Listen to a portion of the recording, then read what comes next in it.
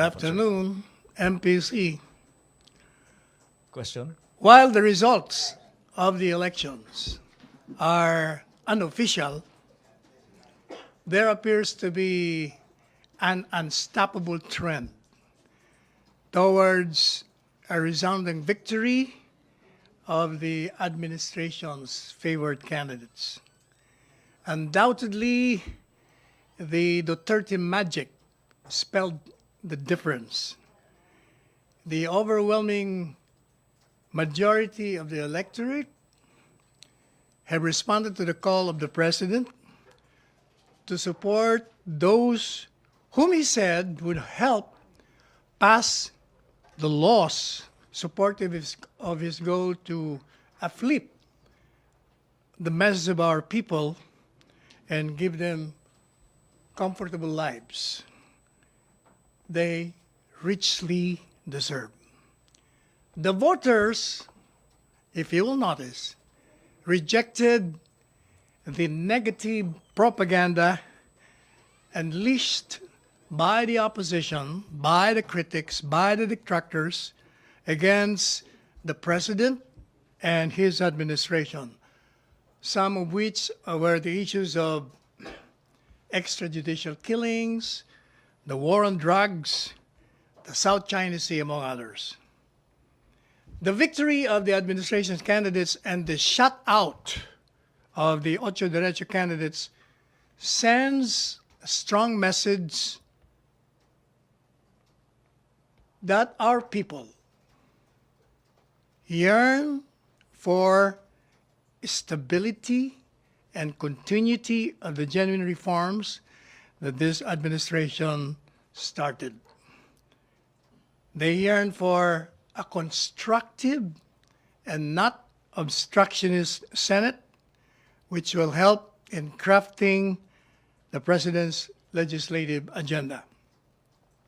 We therefore allowed the Filipino electorate for expressing their will in the strongest and unequivocal manner. They have sent a message, and we hope that the opposition and the rest of the country will receive the strong and resonant voice with acceptance. With the successful holding of the elections, we have demonstrated to the world that we have a great order for democracy that can rise above the loud political noise. To the OTSO DIRETSO candidates and their supporters, we thank you for giving your best shot and fighting a good battle. As we have said repeatedly, we respect dissent as it vitalizes the democracy of our nation. In the end, however, it is the will of the people that prevails, and we must respect the same. While we expect dissent to continue, we hope that the same be demonstrated with fairness and within the bounds of the law, as well as with deference to the leaders duly chosen by us electorate. We have only one government, one nation, one flag. Together, let us support it for the betterment of the Philippines that we all love. I'm ready for your questions. MPC question. MPC. Alexis, mic please. Secretary, some analysts are concerned about the results of the election. Some are saying it could affect the checks and balance in the government given that majority of the administration allies are the winners of the midterm polls. What do you say to those concerns? Not really, because if you notice, the history of the Senate shows members of that chamber independent ever since. No Senate has ever been under any precedent. They always rise above parties and considerations when issues involve national interests, national security, and the interests of the Filipino people. So you expect even the closest allies of the president to be independent and to express dissent dun sa mga policies ng administration even if yun nga malapit sila sa pangulo. Oh, certainly, we expect them to be filthy to the duties imposed to them by the Constitution and the laws. They have to support the president when the agenda of the president is for the good of the people, and they will have to oppose it if they feel in their conscience that it runs counter to the interests of the nation. The president won't take it against them if they oppose No, his policies. if you notice, during the campaign, he keeps on saying about Senator Angara that I like this man who keeps criticizing me, and yet he has reasons, valid reasons for that. Thank you, Sec. Salamat, Alexis. Jeneline. May bago tayong bisita. Ngayon lang kita nakita rito Dito ka na ba ngayon? No, sir. Just filling the blanks. Hello, sir. Sir, can you assess the performance of the Commission on Elections in the past elections, the past midterm elections? Some have Mukha criticized. namang okay, except for the malfunctioning of certain machines. But I understand the malfunctioning machines amount to how many? 300 to 400, which is an increase in numbers compared to the previous years. But they're saying that they have 2,000 reserves, and then how many ba? 10,000 machines? 9,000 machines? So how many percent lang yung 300? Sir, do you think this? So it will not affect the results of the elections. Moreover, as I was saying in my interview and responses to the questions asked of me yesterday by some media personnel, if the machine does not function, you have a remedy for that. All you have to do is make a manual counting of the ballots. Because the ballots, nandun pa rin naman yung balota, di ba? May nilalagyan ng box. So all you have to do is to count them. Do you think COMELEC should review the contract or the machines and check if? Oh, they should. Kasi that should teach them a lesson. There must be something wrong. But although, I was listening to some experts saying that, alam mo, yung makina, kung 3 years mong hindi ginagamit, most likely, magkakaroon ng diferensya yan. Pwede nga. Parang kotse din yan. 3 taon mong hindi kami ng kotse, baka hindi na mag-start yun. Sir, do you think somebody should be held accountable for these glitches that somehow undermine the people's trust in the system?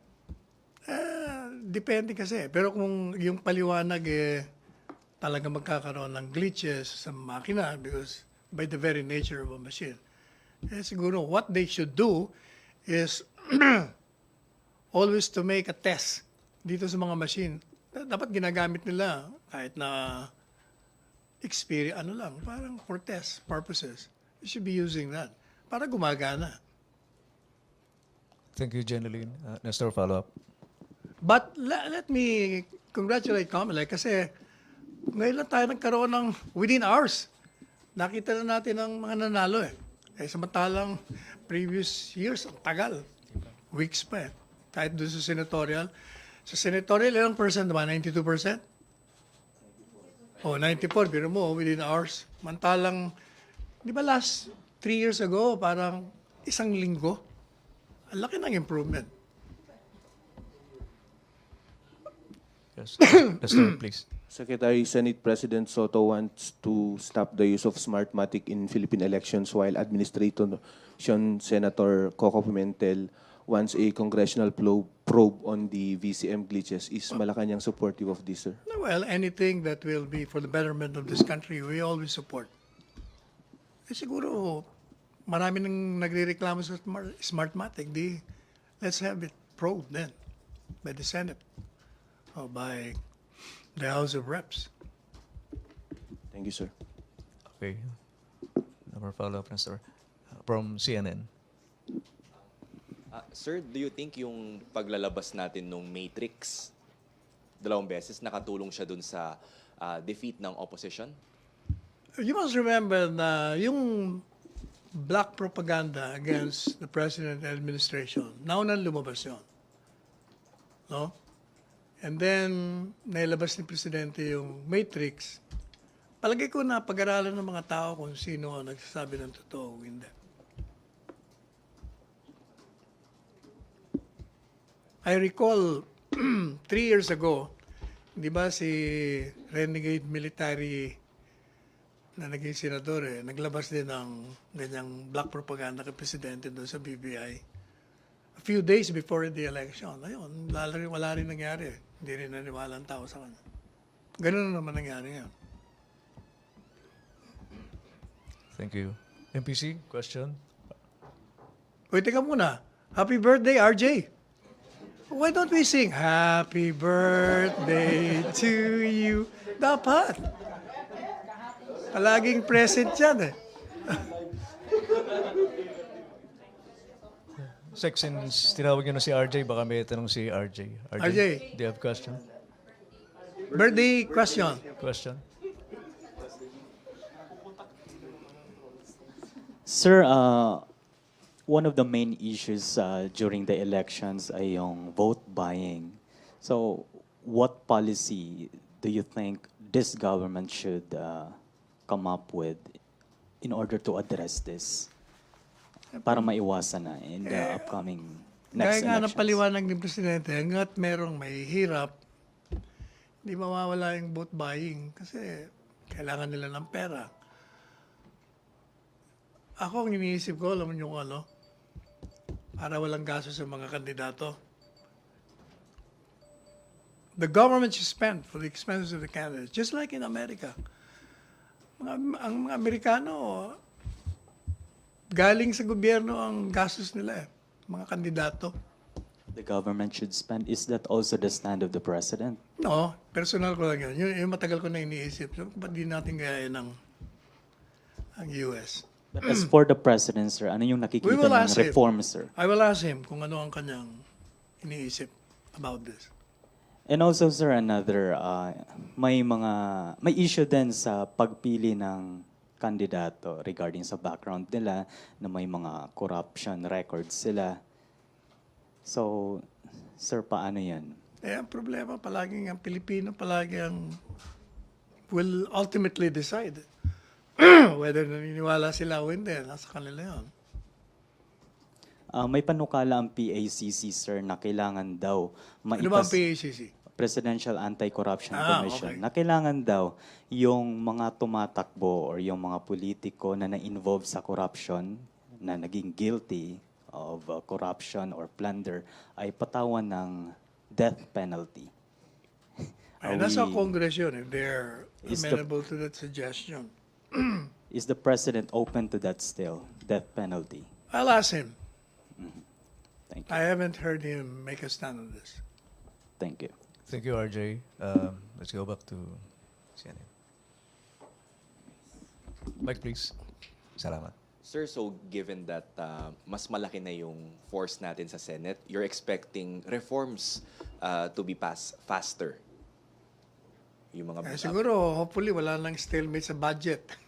And then, hindi ba, doon sila nagkagulo. And sir, so given na mas umonti yung opposition bloc, are you you want to invite them to join the majority bloc? No, mas maganda may opposition. That makes a vibrant democracy if there is opposition. MPC, question? Alexis? Na-mention ni Presidente Sec, as long as may poverty at may feudal system sa Pilipinas, there will be vote buying. Realistically, can the administration put an end to vote buying? Well, we have to make our country progressive so that everybody will have comfortable lives. Kailangan mabigyan natin ng lahat ng trabaho ang Pilipino. But before that, we have to educate muna. Kasi pag kulang sa edukasyon tayo, talagang magkakaroon pa rin tayo ng problema. Pero kakayanin bang matapos yung vote buying or at least ma-reduce substantially within Well, we the can- term of the president? We can always try, and the solution would be to uplift the masses of our people from the poverty that they are suffering from. Okay na, Alexis? MPC? Any more questions? Other matters? No more? Ako naman magtanong sa inyo. Nanalo ba yung mga senatorial candidates nyo? Oh, yes. Oh, the administration pala ang mga binoto nyo. Congratulations. Question, Virgil, please. Hindi, sir. Yun nga, with the Duterte administration having a majority in the Senate, in the 18th Congress, ano pa ba yung mga measures, sir, na dapat mapush na by the three We will remaining- leave that to the winning senatorial candidates. Sige, sir. Sila lang nakakaalam nun kung anong agenda nila. Pero yung palas, like, ano bang pwedeng i-push? Federalism, death penalty, ano ba yung urgent? Siguro yung dati pa rin pinupush ng administrasyon na pending. Ano yun, sir? Oh, di ba? Yung federalism is one of them. Okay. Thank you, Virgil. Testor. So, sir, what is now Malacanang's call to these allies of the president who won in the Senate race? Since midway through his 6-year presidency, parang hindi pa nag-move forward yung federalism, yung restoration ng death penalty, which has been a campaign promise of the president. So, since we will be seeing a pro-Duterte dominated Senate, does Malacanang has any message or call for these soon-to-be legislators? Well, as I said in my statement, those winning candidates should be fealty to their oath, to the laws, as well as to the Constitution. They should always introduce legislation that will benefit the masses of our people.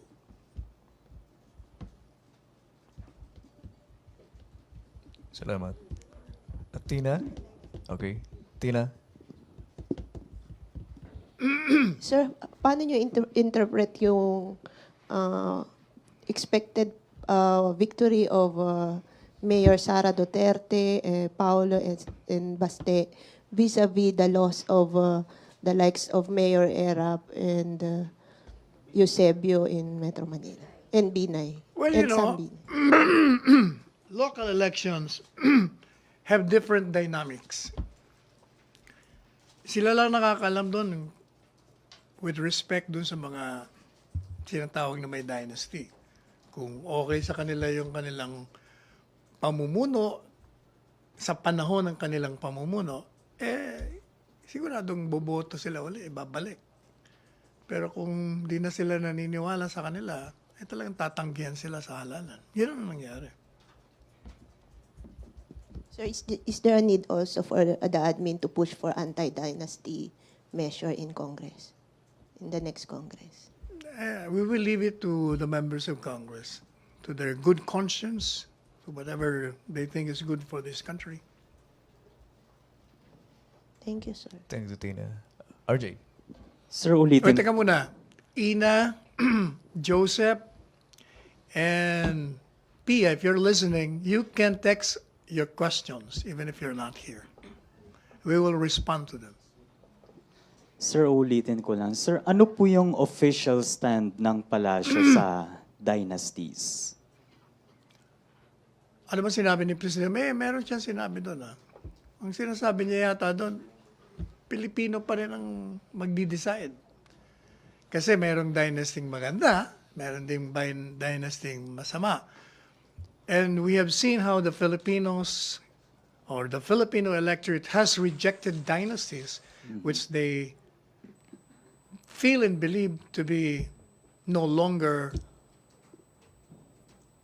fruitful sa kanila.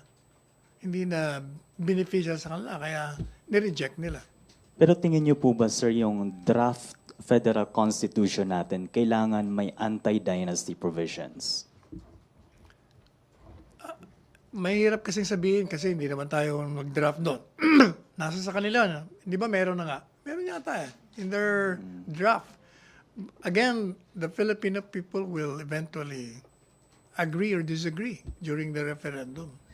Sir, the president is always mentioning Sara Duterte running for 2022 presidential elections. He's always- warning her. Yes, not to run. Bakit po ganun?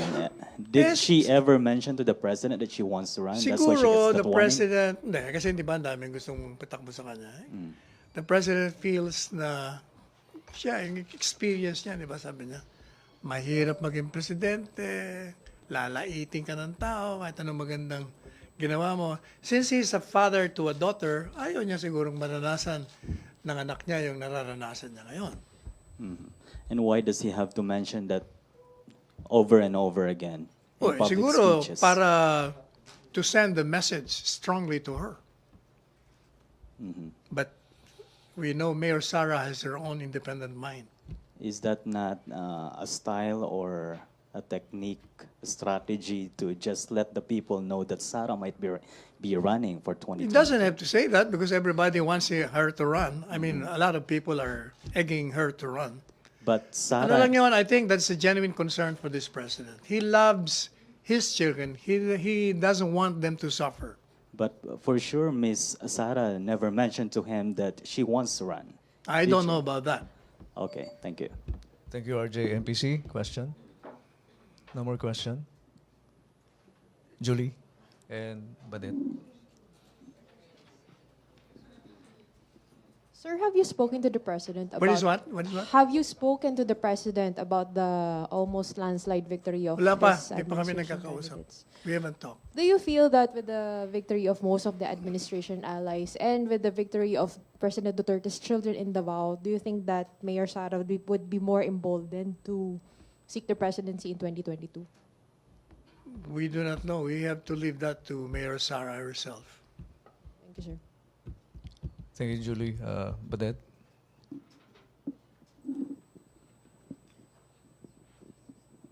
Mike. Sir, dun sa, Bernadette. hello. Sir, dun sa bills lang, sir, aside from federalism and ano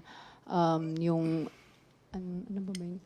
Yung other measures na gusto ipasa ni President. So, pagdating naman po sa economic front, sir, ano po yung mga bills na gustong ipasa ni President po ng... Hindi ko alam yung kanyang...